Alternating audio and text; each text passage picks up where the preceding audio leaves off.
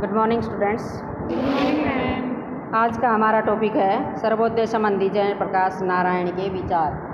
हमने इसके राजनीतिक विचार और समाजवाद संबंधी विचार याद कर लिए। इसके बाद हमारा है जयप्रकाश नारायण पर महात्मा गांधी, एम.एन. रॉय और विनोबा भावे के राजनीतिक विचारों का बहुत प्रभाव पड़ा था। पीछे हमने पढ़ा था कि ये महात्मा गांधी से और कार्ल मार्क्स से काफ़ी प्रभावित थे। सत्य और अहिंसा के ऊपर आधारित नवीन सामाजिक व्यवस्था के गांधी जी व विनोबा भावे के उद्देश्य को जयप्रकाश नारायण ने साकार रूप देने का प्रयत्न किया था। भाई जैसा उन्होंने सोचा था ना, उसने अपने विचारों में व्यक्त किया है, उसको साकार रूप दिया है, मतलब उसको मूर्त रूप में स्थापित किया है। भाई ऐसा समाज, सर्वोदय समाज, सबका कल्याण। सर्वोदय का मतलब होता है सबका कल्याण, सबका जो है लाभ हो। उन्होंने पूर्णतः हिंसात्मक साधनों से आर्थिक समस्याओं का समाधान करने और सर्वोदय समाज की स्थापना करने के महान उद्देश्य में स्वयं को समर्पित कर दिया। जयप्रकाश नारायण पर समाजवादी विचारों का भी काफ़ी प्रभाव पड़ा। स्वतंत्रता प्राप्ति के पश्चात अपने उद्देश्य की पूर्ति के लिए उन्होंने समाजवाद के मार्ग को चुना, परंतु शीघ्र उन्होंने अनुभव किया कि समाजवाद के द्वारा उनके कल्पित समाज की स्थापना नहीं हो सकती। उन्हीं दिनों विनोबा भावे ने बिहार राज्य में अपना सर्वोदय आंदोलन चला रखा था। जयप्रकाश नारायण विनोबा भावे के द्वारा चलाए गए इस आंदोलन से बहुत प्रभावित और आकर्षित हुए, जिसके परिणाम स्वरूप उन्होंने अप्रैल 1954 में प्रजा समाजवादी दल को त्याग कर सर्वोदय आंदोलन को सफल बनाने का निर्णय कर लिया। जयप्रकाश नारायण अहिंसात्मक क्रांति के द्योतक थे। उन्होंने सर्वोदय आंदोलन को संपूर्ण भारत में फैलाने के यत्न किए और लोगों को समझाया कि सर्वोदय से ही विश्व की समस्याओं का हल संभव है। उनके सर्वोदय संबंधी विचार निम्नलिखित है। सबसे फर्स्ट है इसमें हमारा सर्वोदय समानता पर आधारित है। पीछे हमने इसके राजनीतिक विचारों में पढ़ा था कि सर्वोदय जो राजनीतिक विचार थे उसमें वो समानता संबंधी विचार भी उन्होंने दिए थे। भी जब तक अमीर, गरीब, पढ़ा लिखा, अनपढ़, बेरोजगार या रोजगार वाला व्यक्ति समान नहीं होगा तब तक सबका कल्याण नहीं होगा। इसके लिए समानता का जो व्यवहार है वो किया जाना जरूरी है, जिसमें जाति, धर्म, लिंग, जन्म स्थान आदि के आधार पर किसी प्रकार का भेदभाव नहीं किया जाना है। तो इस प्रकार उन्होंने सर्वोदय कब मिलेगा, सर्वोदय सबका कल्याण कब होगा, जब सबके साथ राज्य के द्वारा समानता का भी किया जाएगा।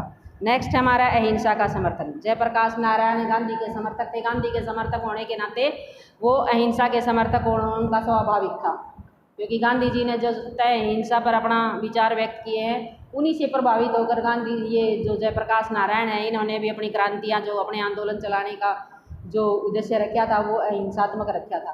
तो इसलिए ये कहता है कि जब तक अहिंसात्मक रूप से आंदोलन को रूप नहीं दिया जाएगा सबका कल्याण नहीं होगा।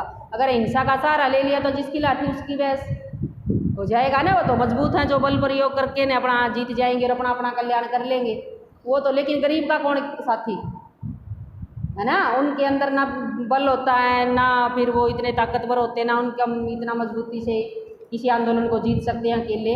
तो उनको जीतना है तो हिंसात्मक रूप से सभी बराबर लेकर चलेंगे आंदोलन को, तब जाकर सर्वोदय आएगा, सबका कल्याण होगा। नेक्स्ट है अध्यात्मवाद और आध्यात्मिक विकास के समर्थक। ये हमने पीछे भी पढ़ा था कि जो जयप्रकाश नारायण है वो आध्यात्मिकता में विश्वास रखते हैं। आध्यात्मिक होता है भगवान में आस्था रखना। वो इस बात पर काफ़ी बल देते थे कि लोगों का आध्यात्मिक होना भी जरूरी है।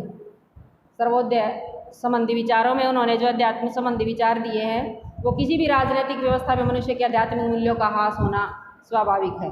जब भी राजनीति में कोई जाएगा ना, उसमें झूठ, चोरी, लालच, बेईमानी, सारी अवगुण जो आ जाते हैं वो राजनीति में आ जाते हैं ना।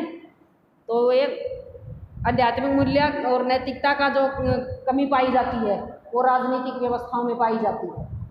वहाँ ना आध्यात्मिक होंगे ना वह नैतिक होंगे। वर्तमान राजनीतिक अपने स्वार्थों की पूर्ति के लिए कुछ भी करने को तैयार रहते हैं ना। वो साम दाम दंड भेद कुछ भी अपना कर, वो तो केवल कुर्सी हासिल करना है उनका काम, तो इलेक्शन जीतना है ना। झूठ बोलेंगे, उसके लिए बेईमान भी होंगे, दूसरी पार्टियों की बेवजह वो आलोचना भी करेंगे, चाहे वो अच्छा ही क्यों ना हो दूसरी पार्टी वाला। तो इस प्रकार इनके पास जो है आध्यात्मिक विकास के समर्थक थे कि इनका अध्यात्म में होना जरूरी है, नैतिक मूल्य इनके होने जरूरी हैं। अगर सर्वोदय का कल्याण करने की कौन सोचेगा, जो व्यक्ति आध्यात्मिक रूप से और नैतिक रूप से परिपूर्ण है ना, जो नैतिक है, झूठ नहीं बोलता, चोरी नहीं करता, बड़ों का आदर मान सम्मान करता है, भगवान में आस्था रखता है, सबका भला करने वाला, वही सर्वोदय की सोच सकता है। नैतिकता पर बल, ये साथ साथ में बताती चल रही थी अभी, आध्यात्मिक और नैतिकता नैतिक मूल्य का होना भी जरूरी है। जयप्रकाश नारायण का विश्वास था कि वर्तमान राजनैतिकता में जो विकसित हो रही समस्या का मुख्य कारण नैतिक मूल्यों में गिरावट का आना है। भी अब जो मान सम्मान करते थे बड़े का छोटों के द्वारा किया जाता था वो भी अब बंद हो गया। झूठ भी बोलने लग गए, चोरी भी करने लग गए, जारी भी करने लग गए, सारे तो उनके अंदर अब गुण आ गए। तो मुख्य रूप से सामाजिक, आर्थिक और राजनीतिक समस्याएं मूल रूप से नैतिक समस्याएं ही हैं और उनका हल सर्वोदय में ही संभव है। जब तक मनुष्य अपने स्वार्थ का त्याग नहीं करता तब तक नैतिक विकास असंभव है। अपनी अपनी सोचे जाएंगे तो उसके लिए आप झूठ भी बोल सका, बेईमानी भी कर सका, चोरी भी कर सका, हाँ, लेकिन अगर सबके कल्याण की सोचेंगे तो उसमें इन बातों की ज़रूरत ही नहीं रहेगी कि हमें झूठ बोलना है या चोरी करना है या बेईमानी करनी है। मान सम्मान करेंगे सभी का, चारित्रिक विकास होगा सभी का, है। नैतिक विकास में चरित्र विकास सबसे ज़रूरी है।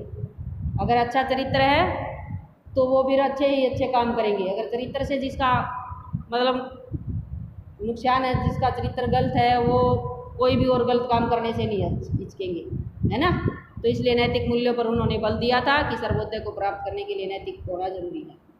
यह विकेंद्रीयकरण सर्वोदय का अंग है। विकेंद्रीयकरण पीछे भी आया था राजनीतिक विचारों में और सामाजिक विचारों में भी कि सर्वोदय का अगर हमें लक्ष्य को प्राप्त करना है तो विकेंद्रीयकरण का होना जरूरी। विकेंद्रीयकरण क्या होता है ये बार बार बता चुके। शक्तियों का बंटवारा होना, भी शक्तियाँ किसी एक व्यक्ति के हाथ में न होकर अनेक इकाइयों के हाथ में हो, जैसे केंद्र सरकार, राज्य सरकार, फिर नीचे स्थानीय सरकार। अगर एक हाथ में होगी तो वह तानाशाही भी होगी, तानाशाही होगी तो वो जरूरी नहीं है कि सभी के कल्याण की सोचे, वो अपने अपने कल्याण की सोचेंगे। अगर तानाशाही ये कल्याणकारी सरकार है तो वो फिर सर्वोदय की सोचेंगे, सर्वोदय सबके कल्याण की सोचेंगे ना। तो इसलिए जो है विकेंद्रीयकरण होना जरूरी है। सभी जो विकेंद्रीयकरण होगा उसमें सभी की अपनी इच्छाएं हैं, जो समस्याएं हैं, जो भी वो चाहते हैं लक्ष्य उद्देश्य प्राप्त करना, आम आदमी वो प्राप्त किया जा सकता है। क्योंकि अगर देखो ग्रामीण लेवल पर अगर ग्राम पंचायत किसी समस्या का हल करेगी तो वो नज़दीक से जुड़ी हुई है ना उन समस्याओं के साथ, वो आसानी से हल कर लेगी। स्टेट लेवल की समस्याएं हैं वो स्टेट की हल कर लेगा, सेंटर लेवल की समस्याएं वो सेंटर हल कर लेगा। तो सभी की समस्याएं हल हो जाएंगी, सभी की इच्छाओं और अपेक्षाओं के अनुसार शासन चलेगा तो अपने आप सर्वोदय आ जाएगा। नागरिकों का विकास सर्वोदय द्वारा। जयप्रकाश नारायण के मतानुसार विश्व के नागरिकों के विकास का एकमात्र साधन सर्वोदय है। एकमात्र साधन कौन सा है? सर्वोदय। सर्वोदय के द्वारा विश्व के नागरिकों में स्वतंत्रता, समानता, विश्व बंधुत्व, नैतिकता, अध्यात्मवाद आदि के मूल्यों का विकास किया जा सकता है।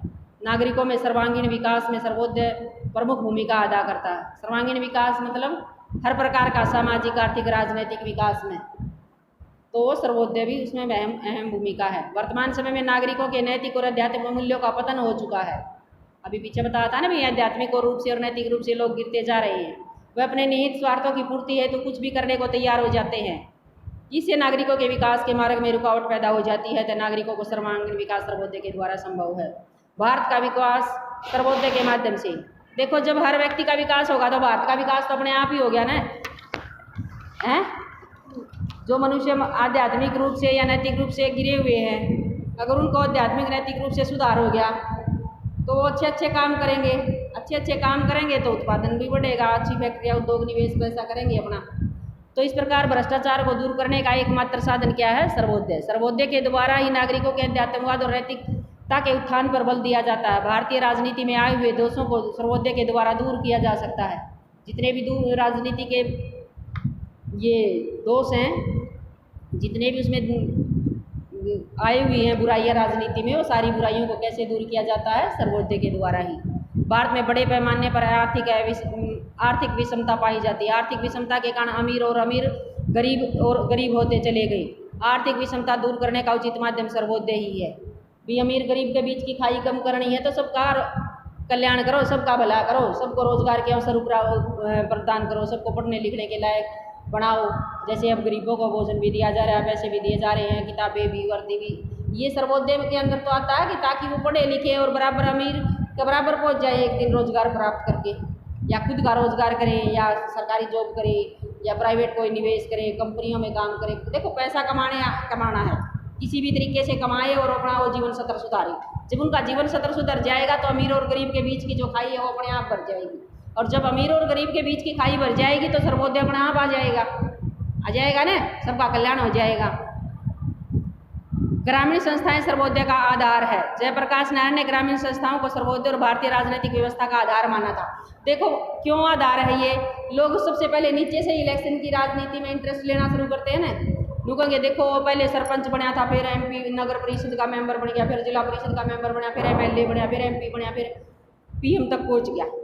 तो ग्रामीण संस्थाएं जो हैं वो राजनीतिक और जो व्यवस्था है और जो सर्वोदय की व्यवस्था है उसमें महत्वपूर्ण रोल अदा करती है। राजनीति में इंटरेस्ट लेना शुरू कब कर देते हैं बच्चे, बचपन से ही कर देते हैं, ग्रामीण लेवल पे ही करना। कभी कोई मेंबर का इलेक्शन लड़ रहा है, कोई पंचायत समिति का लड़ रहा है, कोई सरपंच का लड़ रहा है, कोई जिला परिषद का लड़ रहा है, शहर में कोई नगर निगम का, कोई नगर पालिका का, वार्ड के मेंबर बनते हैं जो एमसी बोलते हैं ना। तो इस प्रकार जो है ये जन जन तक सर्वोदय आंदोलन को जन जन तक पहुँचाना, तो इसके लिए आवश्यक है हमें नैतिकता, सत्य आदि के सिद्धांतों को समावेश करें। भी अगर सर्वोदय को हमें जन जन तक पहुँचाना है, आदमी आदमी का कल्याण करना है पूरा सबका, तो नैतिकता को अपनाना होगा, सत्य को अपनाना होगा। इसके साथ इन सिद्धांतों का प्रयोग सर्वप्रथम ग्रामीण स्तर पर प्रयोग किया जाए। ग्रामीण संस्थाएं प्रत्यक्ष रूप से जनता के नियंत्रण में कार्य करेंगी। अब गांव का सरपंच हो, गांव के निकट रह के काम करता है ना, गांव की जनता के संपर्क में रहता है। देखो एमपी एमएलए इतने हमारे संपर्क में नहीं रहते जितना गांव का सरपंच रहता है, एक मेंबर रहता है, जिला परिषद का मेंबर रहता है या पंचायत समिति का मेंबर रहता है। वो जितना नज़दीक हमारे पास रहेगा उतनी नज़दीकी से हमारी समस्याओं को देखेगा और उतनी नज़दीकी से जल्द उनको दूर करने की कोशिश करेगा ना, तो सबकी समस्याएं दूर हो जाएंगी, तो सबका कल्याण हो जाएगा। तो इस प्रकार ग्रामीण संस्थाएं जो हैं सर्वोदय का आधार हैं। विश्व की समस्याओं का समाधान सर्वोदय के द्वारा। जब ग्रामीण लेवल पर समस्याएं समाधान होता चला जाएगा तो एक दिन अपना देश की समस्याएं सोल्व हो जाएंगी, अपने स्टेट की समस्याएं सोल्व हो जाएंगी। ऐसे ऐसे जब ये सेंट्रल लेवल पे भी सोल्व होगी तो अपना देश में किसी प्रकार की समस्या नहीं, तो आप दूसरे देशों की जो इंटरनेशनल समस्याएं हैं, जैसे आतंकवाद है, पर्यावरण का मुद्दा है, गरीबी और बेरोजगारी के मुद्दे हैं सभी देशों के, उनको पर भी विचार करना शुरू कर देंगे। जो अंतर्राष्ट्रीय समस्याएं हैं तो विश्व में कल्याण करने के लिए और जन आंदोलन को जन जन तक नहीं, पूरे विश्व में जो आदमी है पूरे विश्व के जन जन तक पहुंचाने के लिए जब तक मतलब काम करते रहेंगे, विश्व बंधुत्व की भावना को विकसित किया जाए। और इसके साथ साथ जो है विश्व में कई तरह की और भी समस्याएं विद्यमान हैं, राजनीतिक अस्थिरता है, विकास की समस्याएं हैं, इन समस्याओं को भी कब हल किया जाएगा, जब सर्वोदय आएगा। सर्वोदय के द्वारा केवल एक देश का नहीं, देश में क्या करते हैं, एक देश जो है राजनीतिक रूप से स्वार्थी होना और उसके द्वारा राजनीतिक सत्ता की प्राप्ति की तीव्र इच्छा होती है। एक पार्टी है, बीजेपी हो या कांग्रेस हो, क्या चाहती है, सत्ता हथियाना चाहती है ना, बस सरकार बनाना चाहती है, इसलिए वह भ्रष्ट साधनों का प्रयोग करते हैं। तो इन सभी साधनों का हल सर्वोदय के द्वारा ही दूर किया जाता है। सर्वोदय में राजनीतिक दलों का कोई महत्व नहीं दिया जाएगा। हमने पीछे भी पढ़ा था, इसके जब राजनीतिक विचार पढ़े थे कि राजनीति में राजनीतिक दल विहीन लोकतंत्र की कामना की थी। जयप्रकाश नारायण एक ऐसा लोकतंत्र चाहते थे जहाँ ज़्यादा से ज़्यादा दल ना हो, एक दो दल हो, उन्हीं की सरकार आती जाती रही। वो तो ऐसे उसमें जो है इन्होंने वो क्या कहते थे कि अधिक से अधिक राजनीतिक दल होंगे तो उनकी भूमिका और उनकी कार्यप्रणाली संतुष्ट नहीं होंगी, फिर और ज़्यादा भ्रष्टाचारी फैलेगी, और ज़्यादा जातिवाद फैलेगा, और ज़्यादा टिकटें बिकेंगी, भ्रष्टाचारी फैलेगी, है ना। ज़्यादा से ज़्यादा कैंडिडेट खड़े होंगे इलेक्शन में तो ज़्यादा एक गंदापन फैलेगा ना, उसमें वो झूठ चोरी जो लोग लालच देकर ना वोट हथियाने की कोशिश करेंगे सभी पार्टियाँ, तो फिर इससे जो है सबका कल्याण नहीं होगा। अगर सबका कल्याण करना है तो एक दो पार्टी हो, उन्हीं के अंदर सरकार आती जाती रही, जैसे अमेरिका में 2 ही पार्टी है ना। लोकमत पर आधारित। जयप्रकाश नारायण के अनुसार सर्वोदय समाज में लोकमत पर अधिक बल दिया गया है। लोकमत का मतलब समझते हो ना, जनता का मत। सर्वोदय समाज में लोग नियमों और कानूनों का पालन ऐच्छिक रूप से करेंगे क्योंकि उनके पीछे लोकमत का बल होता है। अब सरकार जब हम बनाते हैं तो लोकमत है इसका मतलब, जिसकी भी सरकार बनती है वो लोकमत से बनती है अपने देश में। फिर वो जो भी काम करेंगे, जो भी नियम कानून बनाएंगे, उसमें लोकमत की इच्छा होगी, है ना, क्योंकि उसने हमारी इच्छा से वे चुने हैं और हमारी इच्छाओं के अनुरूप फिर वो कानून बनाएंगे। कानूनों का पालन अपनी इच्छा से करेंगे क्योंकि उनके पीछे लोकमत का बल होगा। वहाँ पर न तो लोग पुलिस व्यवस्था होगी और न ही जेलें होंगी जिसके वजह से लोग कानून का पालन करेंगे। जयप्रकाश नारायण ने लोकमत की शक्ति को श्रेष्ठ बताया है। उनका मत है कि कोई शासन अच्छा है या बुरा, वह लोकमत की अवहेलना नहीं कर सकता। बुरे शासन में समर्थकों को भी लोकमत के आगे झुकना पड़ता है। सर्वोदय व्यवस्था में न कानून होंगे, न पुलिस होगी, न जेल होगा। वह सामाजिक व्यवस्था लोकमत के द्वारा, लोकमत की इच्छा के अनुसार चलेगी। जनता की सरकार जनता के द्वारा, जैसे हम लोकतंत्र को कहते हैं ना, जनता की सरकार जनता के द्वारा, जनता के लिए बनाई गई है। तो इस प्रकार ये चाहते हैं कि ऐसी सरकार आए जो जनता की इच्छा के अनुसार और जनता के द्वारा ही चलाई जाए। समाजवाद के लक्ष्य सर्वोदय के द्वारा ही पूरे हो सकते हैं। जयप्रकाश नारायण को भारतीय समाजवाद का अग्रणी नेता माना जाता था। उनके अनुसार समाजवाद के लक्ष्य सर्वोदय को ही पूरे कर सकते हैं। उन्होंने समाजवाद को सर्वोदय का ही विकसित रूप बताया है। सर्वोदय के बिना समाजवाद मानव जाति की स्वतंत्रता, समानता और विश्व बंधुत्व प्राप्त नहीं कर सकता। समाजवाद क्या होता है कि सभी को रोजगार के अवसर मिले, सभी को काम, जो ये अवसर की समानता है ये मिले। अगर योग्य है तो उसको रोजगार मिलना चाहिए। अगर उद्योग फैक्ट्री लगाने हैं तो उनके लिए भी कानूनों में ढील होनी चाहिए। तो ये उत्पादन के जो साधन हैं उन पर सभी का अधिकार होना समाजवाद कहलाता है। तो समाजवाद कब आएगा? जब सर्वोदय होगा, सबका कल्याण होगा। समाजवाद के द्वारा ही, मतलब सर्वोदय के द्वारा ही समाजवाद को प्राप्त किया जा सकता है। सर्वोदय मार्क्सवाद से भिन्न है। जयप्रकाश नारायण वैसे तो मार्क्सवाद के मतलब समर्थक रहे हैं, लेकिन उससे थोड़ी भिन्न श्रेणी के रहे हैं। ये श्रम संघवाद और श्रेणी समाजवाद से भिन्न व्यवस्था है, क्योंकि ये विचारधाराएं श्रमिक वर्ग के हित की रक्षा पर तो बल देती, परंतु पूंजीपति वर्ग के विनाश की कामना करती है। जो मार्क्स ने कहा था ना, उसने तो पूंजीपतियों को बिल्कुल खत्म करने की कही थी और मजदूर वर्ग की सरकार बनी थी। 1 महीने मजदूर दिवस मनाया करें ना। रूस में मजदूर क्रांति हुई थी 1917 में, रूसी क्रांति तुमने सुनी होगी, वाईसी के ऊपर हुई थी। मार्क्स ने सारे मजदूर इकट्ठे करके क्रांति करवा के सारे पूंजीपति जेल में डलवा दिए, कोई मार दिया, कोई कुछ कर दिया, और उनकी जो फैक्ट्री उद्योग थे उन पर सब मजदूरों का कब्जा हो गया था। तो इसीलिए मजदूरों की सरकार आ गई थी। तो इसमें मार्क्सवाद तो क्या चाहते थे कि मजदूरों का तो विकास हो और पूंजीपतियों का नाश हो, लेकिन वो सर्वोदय तो नहीं हुआ ना। एक वर्ग तो फिर दुखी हो गया। सर्वोदय तो तब होगा जब पूंजीपति वर्ग भी खुश है और मजदूर वर्ग भी खुश। पूंजीपति वर्ग तो अपनी फैक्ट्रियाँ उद्योग लगा रहा है, मुनाफा कमा रहा है। मजदूर वर्ग कब खुश होगा? जब वो मुनाफे को बंटवारा मजदूरों में भी कर दिया जाएगा, उनका भी वेतन साथ साथ बढ़ता रहे, उनके भी मतलब मनोरंजन के साधनों की, या किसी की डेथ हो जाती है या कोई एक्सीडेंटल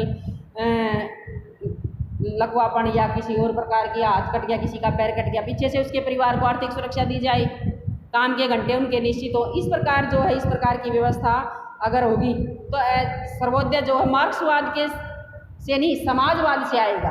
श्रेणी समाजवाद या संघ समाजवाद के द्वारा ही। समाजवाद में तो सबको अवसर मिलता है, मार्क्सवाद में केवल मजदूर वर्ग को अवसर मिलता है, पूंजीपति वर्ग को नहीं मिलता।